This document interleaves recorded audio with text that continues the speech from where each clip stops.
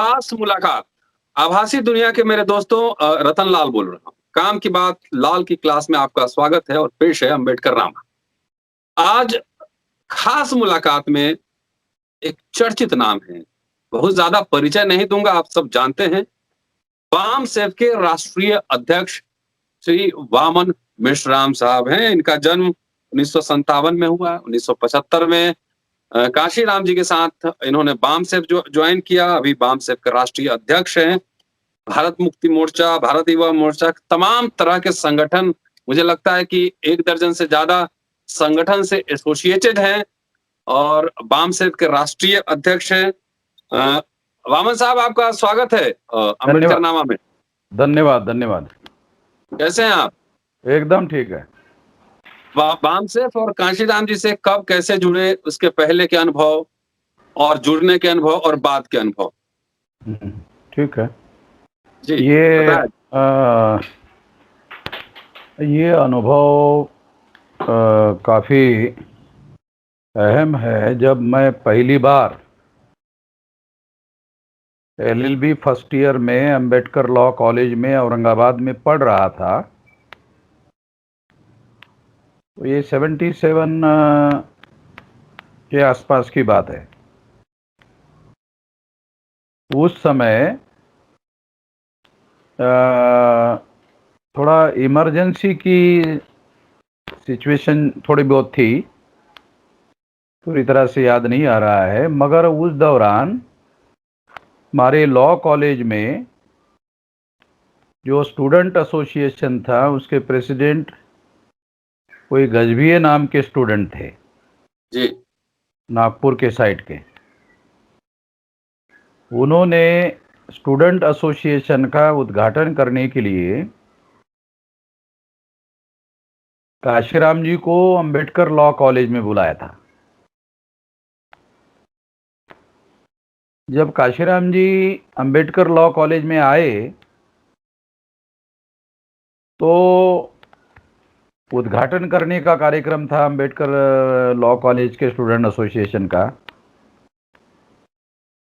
तो उस समय उन्होंने डोस्टर और चौक लेकर भाषण करने के बजाय अपनी योजना को ब्लैक बोर्ड पर समझाया कि मैं क्या करना चाहता हूं। आमतौर पर जो लीडर होते हैं,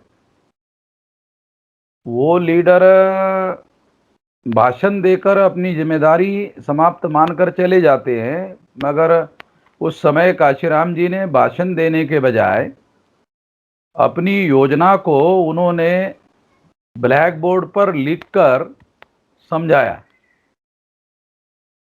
तो बहुत सारे स्टूडेंट्स को ये बात थोड़ी बहुत ज़्यादा हैरान करने वाली लगी और बहुत आकर्षक लगी, और मुझे भी बहुत ज़्यादा चौंकाने वाली बात लगी, अलग तरीके की बात लगी। उन्होंने अपनी योजना, वो क्या करना चाहते हैं, वो समझाने का प्रयास किया। उसी दौरान नागपुर से एक पेपर निकलता था, उस पेपर का मराठी पेपर निकलता था जय भीम, और उसमें एक लगातार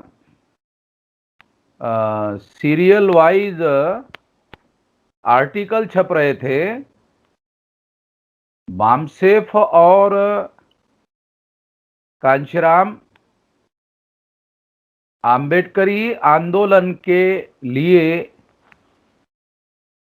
खतरनाक लोग, ऐसा वो मराठी में चल रहा था, मैं हिंदी में बता रहा हूं। जी जी। तो वो उसके जो पेपर है वो औरंगाबाद में मैं डिस्ट्रीब्यूट करने का काम करता था, लगभग 100-150 पेपर। जी तो वो आर्टिकल हम लोग पढ़ते थे। जी। तो जब उसी दौरान सेंट्रल गवर्नमेंट का जॉब मुझे लग गया टेलीकम्युनिकेशन में, और मैंने लॉ कॉलेज छोड़ करके सेंट्रल गवर्नमेंट का जॉब स्वीकार किया।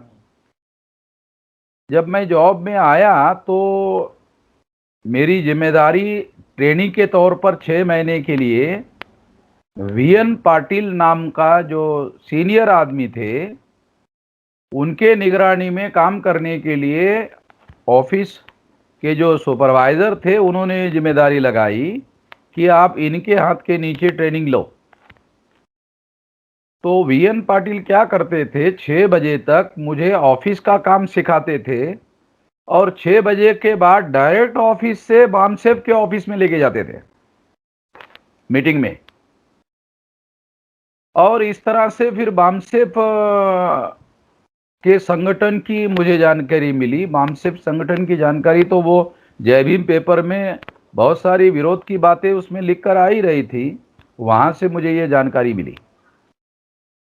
और फिर जब हम लोग अंदर दाखिल हुए तो बहुत सारे सवाल जवाब जो है होते थे, तो उसमें लोगों ने, बामसेफ के लोगों ने जो सवाल उठाए गए थे वो सारे सवालों के जवाब देने का और हमें संतुष्ट करने का प्रयास किया और हम लोग सेटिस्फाइड होकर बामसेफ का एक साधारण कार्यकर्ता के तौर पर हमने काम शुरू किया।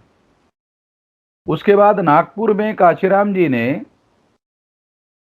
एक पेपर बहुजन नायक शुरू किया था।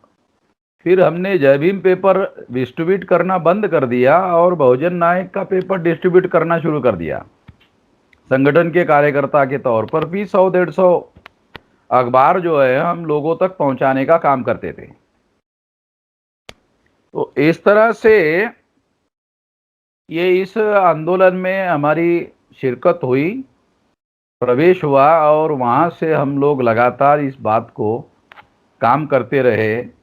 वो 77-78 के दरमियान का समय था और महाराष्ट्र में बाबा साहब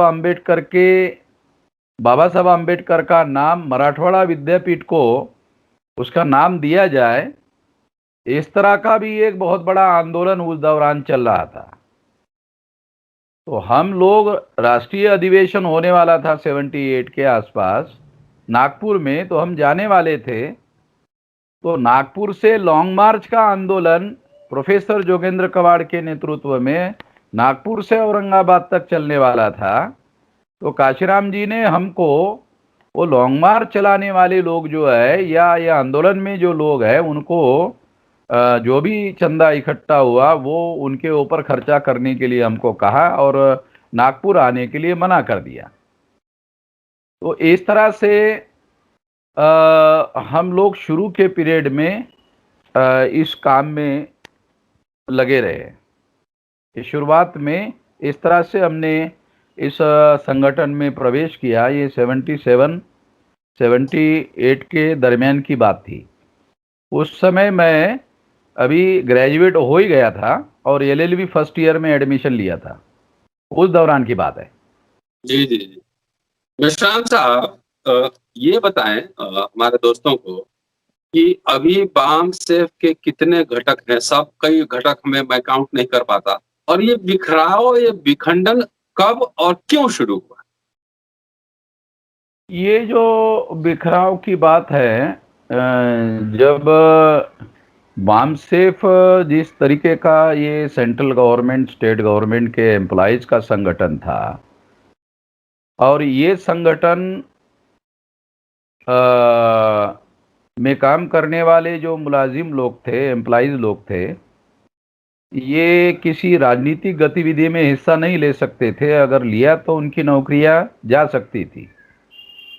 और काशीराम जी ने जो किताब बामसेफ पर लिखी उसमें भी उन्होंने लिखा हुआ है कि BAMCEF is a non political organisation.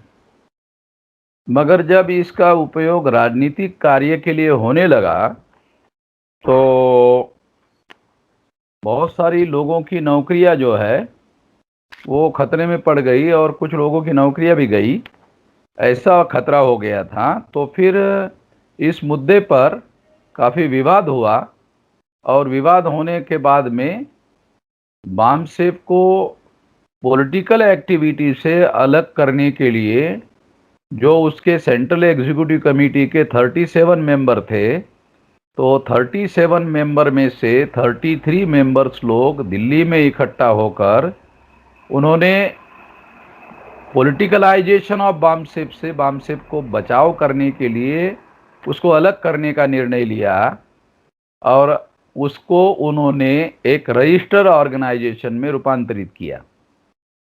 तो पहला पहला तो मुद्दा यहाँ से शुरू हुआ है और इससे फिर बामसेप जो है आगे रजिस्टर्ड के तौर पर आगे काम करने लगा। और जब ये किस साल बात और किस जब साल ये किस साल की बात है? ये 86 के आसपास की बात है, अच्छा। क्योंकि 86 में जब ये जो इधर एक गांधी भवन फोर्ड फाउंडेशन के द्वारा चलाया जाता था, इधर अंबेडकर भवन के उधर आगे बापू भवन के साथ में, बापू भवन बोलते थे उसको जी। तो वहाँ 86 में कार्यक्रम हुआ ऑल इंडिया के कार्यकर्ताओं का। उसमें ऑल इंडिया के बहुत प्रमुख लोग, जिसमें काशीराम जी के बाद में दूसरे नंबर की शख्सियत थी संगठन बनाने में। वैसे पहले नंबर की शख्सियत दीना भानाजी थे, जिन्होंने ये एसोसिएशन शुरू किया था। और दूसरे नंबर पर साथ देने का काम डीके खापर्डे जो नागपुर के थे उन्होंने दिया। और तीसरे नंबर की शख्सियत काशीराम जी थे। और फिर उसके बाद में बहुत बड़ा संघर्ष हुआ और उस संघर्ष में एक महत्वपूर्ण बात ये थी कि बाबा साहब आम्बेडकर के जन्मदिन के मुद्दे पर पूना के डिफेंस एक्सप्लोजिव में झगड़ा शुरू हुआ और रामचंद्रम नाम का जो वहाँ का साउथ इंडिया का तमिलनाडु का ब्राह्मण था, उसने बाबा साहब आम्बेडकर की छुट्टी जो है, जो पिछले साल दी गई थी, इस साल देने से मना कर दिया। इस मुद्दे पर दीना भानाजी का और रामचंद्रन का झगड़ा हो गया और रामचंद्रन ने इसी मुद्दे पर दीना भाना को सस्पेंड किया। जब सस्पेंड किया तो वो संगठन के अध्यक्ष थे SC/ST एम्प्लॉयज वेलफेयर एसोसिएशन के, जिसके ये लोग भी खापर्डे और ये लोग भी सदस्य थे। तो इन लोगों ने मीटिंग की गार्डन में और मीटिंग करके ये निर्णय लिया कि हमको इसका मुकाबला करना चाहिए। तो कुछ लोगों ने सजेशन दिया कि अभी अभी पंजाब से एक नए एम्प्लॉयज आए हैं, उनका नाम कांशीराम जी है, तो उनकी मदद हम लोगों को लेनी चाहिए। वो ऑफिसर थे, जूनियर साइंटिफिक ऑफिसर।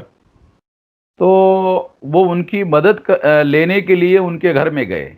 वो अपने उधर कमरे में रहते थे पुणे में किराए से। तो काशीराम जी ने जो 8-10 लोग गए थे शेड्यूल कास्ट के, उनको उन्होंने भगा दिया। ये लोग उनकी मदद लेने के लिए गए थे कि ऐसा ऐसा प्रॉब्लम हुआ, आप हमारा साथ सहयोग करो। तो काशीराम जी ने कहा कि क्या साथ सहयोग चाहिए? कहा कि हम आंदोलन शुरू करना चाहते हैं, तो आप भी आंदोलन में हमारा साथ सहयोग करो।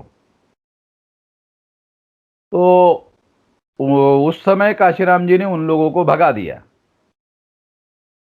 कि जाओ, मैं आपको कोई साथ सहयोग नहीं करता है, आप भाग जाओ यहाँ से। फिर ये वहाँ से आकर फिर दोबारा उसी गार्डन में इकट्ठा हो गए, बैठे। और बैठने के बाद में उन्होंने ये निर्णय किया कि क्या करना होगा। तो कुछ लोगों ने ये मुद्दा उपस्थित किया कि काशीराम जी ने हमको क्यों भगाया। ये सवाल पूछने के लिए दोबारा उनके घर में हमको जाना चाहिए। तो ये दोबारा फिर 8-10 लोग जो है उनके घर में गए कि आपने हमको क्यों भगाया। तो काशीराम जी ने उनको कहा कि आप मुझे कह रहे थे कि आंदोलन करना चाहिए, तो आंदोलन शुरू होने के बाद आप सब लोग भागने वाले ही थे। तो मैंने सोचा जब बाद में आप भागने वाले ही हो तो पहले ही क्यों न भगा दिया जाए, इसलिए मैंने आप लोगों को भगा दिया। तो ऐसा काशीराम जी ने उनको जवाब दिया। तो इन्होंने कहा कि नहीं, हम भागने वाले लोग नहीं हैं, भिड़ने वाले, लड़ने वाले लोग हैं। तो काशीराम जी ने कहा अच्छा तो आप लड़ने भिड़ने वाले हैं, अगर लड़ने भिड़ने वाले हैं तो फिर मैं आपकी मदद कर सकता हूँ। फिर उसके बाद में काशीराम जी ने दीना भाना को और खापर्डे को, जो डिफेंस एक्सप्लोजिव में काम करते थे, उनको कहा देखो ये रामचंद्रन जिस कैबिन में बैठते हैं मैं उसको इस मुद्दे पर बात करने के लिए पहले जाता हूँ, तो तुम उसके कैबिन में 2 दरवाजे हैं, दोनों दरवाजे पर खड़े रहो, किसी को भी अंदर आने मत दो। तो काशीराम जी अंदर गए और ये 2 कैबिन के दरवाजे पर खड़े हो गए। तो काशीराम जी गरम मिजाज के थे पंजाब के, तो उनके साथ रामचंद्रन के साथ झगड़ा हो गया।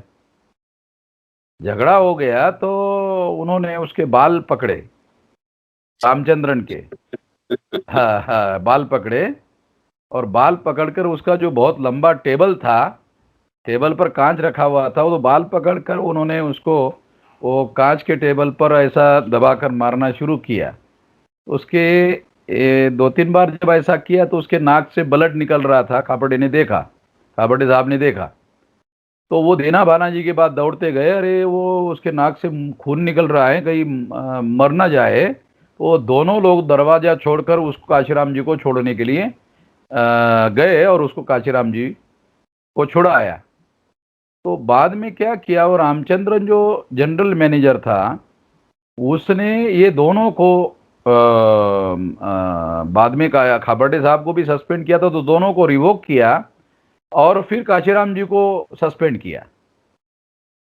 काशीराम जी को सस्पेंड करने के बाद में दीना भाना को दिल्ली में ट्रांसफर किया। तो दीना भाना को दिल्ली में ट्रांसफर किया, पहले इनको सस्पेंड किया, दीना भाना को ट्रांसफर किया, तो वो जो एसोसिएशन के अध्यक्ष थे वो अध्यक्ष पद खाली हो गया। तो दीना भाना जी ने दिल्ली जाने के पहले वो जिम्मेदारी की कहा कि अब तुम सस्पेंडेड हो, तुम्हारे पास समय ही समय है, तुम इस संगठन के एसोसिएशन के अध्यक्ष बन जाओ। तो SC/ST एम्प्लॉइज वेलफेयर एसोसिएशन के अध्यक्ष नॉमिनेट किया दीना भाना जी ने काशीराम जी को, और वो चले गए ट्रांसफर पर दिल्ली में दीना भाना जी। तो ये सस्पेंडेड थे, इनके पास समय ही समय था। तो काशीराम जी जो है फिर ये संगठन का काम करते रहे, हाई कोर्ट में केस अपने सस्पेंशन के विरुद्ध का शुरू कर दिया। इतने में एक दिन खापर्डे साहब उनके पास गए, काशीराम जी के पास। तो काशीराम जी ने कहा कि खापर्डे, तुम तो बाबा साहब ने बहुत सारी किताबें लिखी है ऐसा तुम बोलते रहते हो, तो कोई किताब है तुम्हारे पास बाबा साहब के हम लिखी हुई? कहा कि हाँ है। कौन सी है? कहा कि एनिहिलेशन ऑफ कास्ट। चलो वो किताब लेकर दो। तो खापर्डे साहब ने उनको शाम को 6 बजे के बाद एनिहिलेशन ऑफ कास्ट जो छोटी सी किताब है वो उन्होंने काशीराम जी को जाकर दी। जब दूसरे दिन सवेरे काशीराम जी को ऑफिस में जाने के पहले मिलने के लिए खापर्डे साहब गए, तो काशीराम जी जाग ही रहे थे, वो सो नहीं रहे थे, रात भर जागे। उन्होंने कई बार वो एनिहिलेशन ऑफ कास्ट जो है एक बार पढ़ने के बजाय 1 बार 2 बार 3 बार लगातार वो पढ़ते गए। और सवेरे जब खापर्डे साहब उनको मिलने के लिए गए थे तो खापर्डे साहब को काशीराम जी ने कहा कि खापर्डे, भाई जिंदगी का कोई मकसद अब मिल गया है। मैं तो शादी करने वाला था और एंगेजमेंट भी हो गया था, मगर अब मुझे नहीं लगता है कि मुझे शादी करना चाहिए। ये किताब पढ़ने के बाद मुझे ऐसा लगता है कि मुझे कोई मकसद मिल गया है, जिस मकसद के लिए मुझे अपनी सारी जिंदगी लगानी चाहिए। ऐसी प्रतिक्रिया खापर्डे साहब के पास काशीराम जी ने दी, और तब से वो इस लड़ाई का नेतृत्व करते रहे। इसी दौरान ये 65-66 की बात है, 60/66 की। उसके बाद में उसका नेतृत्व करते करते 72 के आसपास का समय आया, 72-73 के आसपास का। तो तब तक वो बहुत सारा काम उन्होंने किया, बहुत सारी बातें, बहुत सारी जानकारी लेने का काम उन्होंने किया। तब उनको ऐसा पता चला, जानकारी मिली कि केवल शेड्यूल कास्ट के लोगों का संगठन बनाने से ये हमारी लड़ाई कामयाब नहीं हो सकती। तो उन्होंने जो schedule caste schedule tribe employees welfare association जिसके वो अध्यक्ष थे, उसको उन्होंने डिसॉल्व किया और नया संगठन बनाने का निर्णय किया। और नया संगठन में उन्होंने SC, ST, OBC and minorities communities employees federation नाम का, बामसेफ नाम का संगठन बनाया। जी। और उसका बर्थ ऑफ बामसेफ का जो अधिवेशन है, वो बर्थ ऑफ बामसेफ का काम करते हुए उन्होंने ये काम किया और 78 को उन्होंने बर्थ ऑफ बामसेफ घोषित किया। मतलब 5 साल, मतलब 6 दिसंबर 72 के आसपास उन्होंने इस संगठन को शुरू किया। तो उसका नाम दिया था कंसेप्शन ऑफ बामसेफ। अच्छा। हाँ, उसका नाम दिया था कंसेप्शन ऑफ बामसेफ। और 6 दिसंबर 78 को बोट ऑफिशियल। क्लब, हाँ, बोट क्लब है ना दिल्ली में, जी जी जी। वहां बोट क्लब में अधिवेशन लिया। उस अधिवेशन का नाम रखा बर्थ ऑफ बामसेफ। ओह। उसका नाम रखा बर्थ ऑफ बामसेफ। अभी 5 साल काम करने के बाद उन्होंने उस संगठन का जन्म घोषित किया। विशेष तरीका अपनाया क्योंकि वो बीएससी थे, तो साइंटिफिक तरीके से सोचते थे।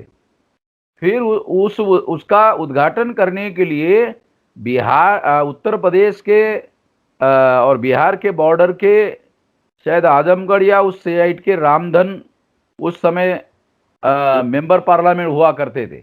और चंद्रशेखर, रामधन और मोहन धारिया, इसको तरुण तुर्क बोलते थे कांग्रेस के अंदर। तो उसमें से रामधन जो है वो शेड्यूल कास्ट के थे और संसद में काफी बोलते रहते थे। तो उनको उद्घाटन के लिए बुलाया था उस बर्थ ऑफ बामसेफ के अधिवेशन को। और तब से फिर उन्होंने इस बात को आगे बढ़ाया। और आगे बढ़ाने के बाद में फिर हम लोगों ने उस बामसेफ को 86 में रजिस्टर्ड किया ताकि उसका पॉलिटिकलाइजेशन रोका जा सके। तो जब हमने इसको पॉलिटिकलाइजेशन रोकने के लिए उसको अलग किया, अलग किया, तो सबसे पहले अलग करने का काम काशीराम जी से उसको अलग किया पॉलिटिकलाइजेशन से। उसके बाद में जो है जब इसको हम आगे बढ़ाने लगे तो उसको तोड़फोड़ करने के लिए बहुत सारे सेंट्रल गवर्नमेंट के लेवल पर कोशिश हुई। जब सेंट्रल गवर्नमेंट के लेवल पर कोशिश हुई तो वो सेंट्रल गवर्नमेंट कांग्रेस की थी और कांग्रेस के द्वारा प्लान बनाकर इसको तोड़फोड़ करने का काम किया गया। और उसके बहुत सारे डॉक्यूमेंट्री और बहुत सारे सबूत जो है हमने इकट्ठा किए थे। फिर उसको और भी एक आध दो बार तोड़फोड़ करने की कोशिश की गई, मगर आज जो है ये जितने भी तोड़फोड़ करके हाथ का खिलौना बनकर काम करने वाले लोग थे, ये लगभग अब नदारत है। इसका इफेक्ट जो है 0.1 पर है और ज्यादा कुछ नहीं है। 99.99% में हम अकेले ही काम कर रहे हैं। लगभग 31 राज्यों में 569 जिलों में 3,500 तहसीलों में 22,000 ब्लॉक में और 1.5 लाख गांव में। वामन साहब, आप उस पे हम और आप हैरान हो जाओगे सुनकर, हैरान हो जाओगे। अब लगभग 30 करोड़ रुपए का निधि इकट्ठा होता है ऑल इंडिया में। वाह। डेली काम होता है। और दो तोड़फोड़ करने वाले जिसके बिखराव का आप नाम ले रहे हैं, वो कभी दिखाई देते हैं। जैसे अमावस्या होती है, पूर्णिमा होती है और यात्रा होती है साल भर में, वो उस तरह से वो दिखते हैं। उनसे हम लोगों को इस आंदोलन में कोई खतरा नहीं है। वामन साहब, आपसे बहुत सारे सवाल मेरे पास हैं और तमाम तीखे सवाल भी होंगे, लेकिन कोशिश ये है कि इतने सारे संगठन है, इतने सारे जिलों में सब कुछ है, सब तमाम बातें अलग एपिसोड में करेंगे। आज जो हमने एक सीरीज शुरू की है काशीनामा, 1 वीडियो 2 वीडियो डल चुका है। आज हम आपके संस्मरण में बात करना चाह रहे थे कि कांशीराम जी के साथ आपने जो काम किया, उसके जो संस्मरण है, क्योंकि इसको डॉक्यूमेंटेशन एक तरह से हो रहा है अम्बेडकरनामा पे। हम न्यूज़ चैनल नहीं है, हम वाम सेव के तमाम घटकों से भी बात करेंगे। और एक तो सवाल ये है ना कि हज़ारों संगठन है, हज़ारों करोड़ों रुपए इकट्ठा हो रहे हैं, लेकिन अल्टीमेटली आउटकम तो कुछ भी नहीं है। सारे रिजर्वेशन खत्म हो गए, प्राइवेटाइजेशन हो रहे हैं, दलितों पे हमलाएं बढ़ी रही, लेकिन आउटकम नहीं आ रहा है। एससी एसटी के हजारों संगठन इस देश में, उस पर लगातार हम आपसे चर्चा करेंगे। आज काशीनामा सीरीज हम शुरू किए हैं, तो हमने सोचा कि आपसे जो उनके शुरुआती दिनों के जो एक्सपीरियंस हैं उसको साझा करें, और कैसे बहुजन संगठनों का महासंगठन बने, ये भी जरूरी है। क्योंकि हमने देख लिया है, एक्सपीरियंस सामने है। 5 मार्च 19 के आंदोलन में आप साथी थे। अगर हम लोग सड़क पे नहीं उतरते तो रोस्टर का आंदोलन वो सफल भी नहीं होता। पॉलिटिकल पार्टीज बहुत सारे डिफंक्ट है बहुत सारे इश्यूज पे। संगठनों के ऊपर विस्तार से एक दिन सिर्फ संगठन पे ही चर्चा करेंगे। आज सिर्फ आग्रह यह था कि कांशीराम जी को लेकर मेरी व्यक्तिगत ख्वाहिश यह है कि सारे संगठनों का एक अम्ब्रेला बने, महासंगठन बने, और कम से कम सड़क पर लड़ने की ये मेरी ख्वाहिश, ये मेरा पर्पस है। इसलिए मैं तमाम संगठनों से बात करने की कोशिश करूंगा। आज सिर्फ पर्पस ये था कि कांशीराम जी के साथ जो आपकी एक तरह से ट्रेनिंग थी, शुरुआत थी, उसके कौन कौन से अनुभव थे, किस तरह के अनुभव थे, यह जानने के लिए आज की ये शुरुआत थी। फिर अगले एपिसोड में जब हम मिलेंगे वामन साहब, तो थोड़ा सा खट्टे मीठे अनुभव सबके जीवन में होते हैं। और मुझे लगता है कि हजारों संगठन है अम्बेडकर के नाम पे, और वाम से भी कई सेगमेंट में बटा हुआ है। एससी एसटी के सारे एसोसिएशन बने हुए हैं, लेकिन सिफर है सब। रेल, हवाई जहाज, टेलीफोन सब बिक गया, कोई उपलब्धि हमें दिख नहीं रही। उसे विस्तार से चर्चा आपसे अगले एपिसोड में करेंगे। शुक्रिया वामन साहब। धन्यवाद।